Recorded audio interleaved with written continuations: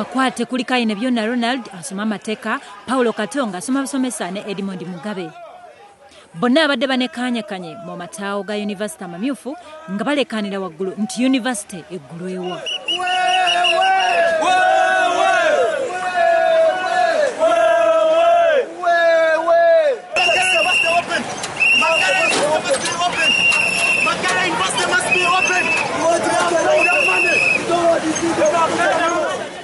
Abapolisi bebogedde nabo babanyonyodde era tubaleswa bagamba bwe bati batugambye kati nti bo tebali kutwekalakaasa obadde bagenda waabwe babadde basobyeko nene bambala n'obukooti bwabwe obwo batwale ewaabwe ekyo ne tulabanga abantu.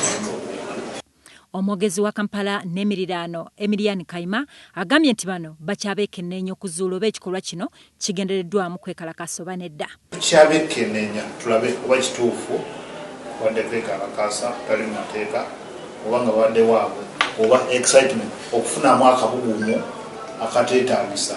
Mu bana abasatu mulimu n'omulala akwatiddwa bamwetawaswa Crispus naye ate yabadde agenda gage.